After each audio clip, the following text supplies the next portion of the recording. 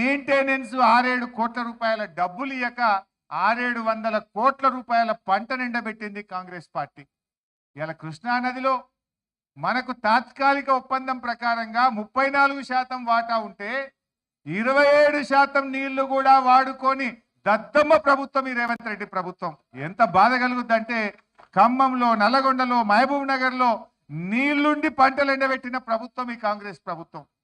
నీళ్లు లేక కాదు, ఇవాళ శ్రీశైలంలో, సాగర్లో నీళ్ళు వచ్చినాయి, రోజుల తరబడి గేట్లు ఎత్తినాం, కానీ సకాలంలో మోటార్లు ఆన్ చేయక, చెరువులు నింపక, రిజర్వాయర్లు నింపక ఇలా మనకున్న వాటాను కూడా వాడుకోలేకపోయిన ప్రభుత్వం ఇవాళ కాంగ్రెస్ ప్రభుత్వం. ఇలా మనకు 34% తాత్కాలిక ఒప్పందం. అఫ్ కోర్స్ ఇప్పుడు సెక్షన్ 3 కింద డెఫినెట్ గా మన నీటి వాటా పెరుగుతుంది, నీళ్ళు ఎక్కువ సాధించుకుంటాం.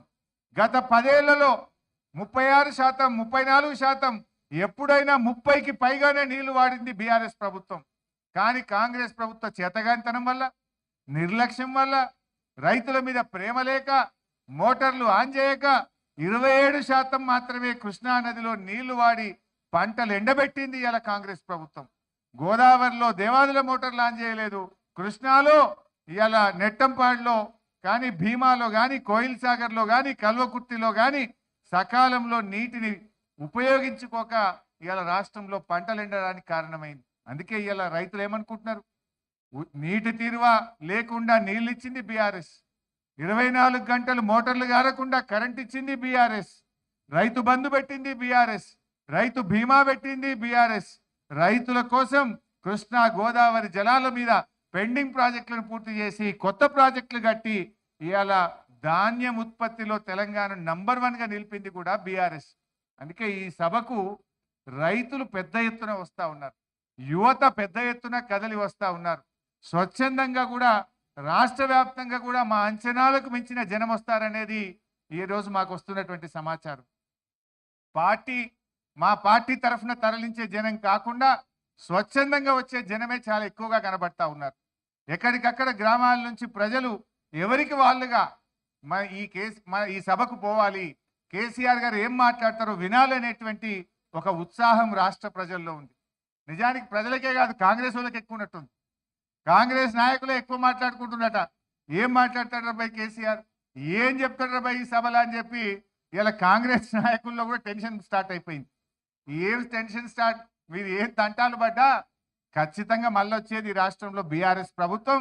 600 అయినా ఈ రాష్ట్రంలో మళ్ళీ బీఆర్ఎస్ ప్రభుత్వం అధికారంలోకి వస్తుంది, ప్రజల ఆకాంక్షలు నిజం చేస్తుంది. ఎందుకంటే ఇవాళ ప్రజలకు కూడా ఒక విషయం అర్థమైంది, ఇలా కాంగ్రెస్ది మాటల ప్రభుత్వం తప్ప అది చేతల్లో అమలు చేయలేకపోయింది. కొత్త పథకాలు దేవుడరికి కానీ ఉన్న పథకాలని కూడా ఇలా చేతులెత్తినటువంటి పరిస్థితి ఉన్నది. ఆర్థికంగా ఈరోజు రోజు రోజుకు కూడా ఇవాళ ప్రజలు చితికిపోతా ఉన్నారు, ప్రజలు ఇబ్బంది పడతా ఉన్నారు, ప్రజలు కష్టాల్లో పడతా ఉన్నటువంటి పరిస్థితి కనబడ్డది. అందువల్ల ప్రజలు కూడా మళ్ళీ కేసీఆర్ రావాలనేటువంటి ఆలోచనకు ప్రజలు వచ్చారు.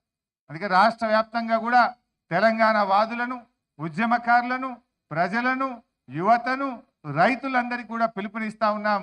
రేపటి సభకు మీరందరూ కూడా స్వచ్ఛందంగా పెద్ద ఎత్తున తరలి రావాలని కోరుతా ఉన్నాం.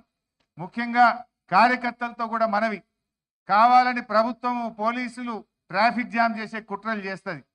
దయచేసి వాలంటీర్లు, కార్యకర్తలు ఎక్కడికక్కడ మనమే స్వీయ క్రమశిక్షణ పాటించాలి. ఎక్కడ కూడా ట్రాఫిక్ జామ్ కాకుండా చూసుకోవాలి. మనము ఓవర్టేక్లు చేసి ఒక బండికి ఒక బండి అడ్డం పెట్టుకొని ట్రాఫిక్ జామ్ కాకుండా చూడండి. ముఖ్యంగా పార్టీ వాలంటీర్స్, పార్టీ నాయకత్వం అవసరమైతే దిగి మనమే ఎక్కడికక్కడ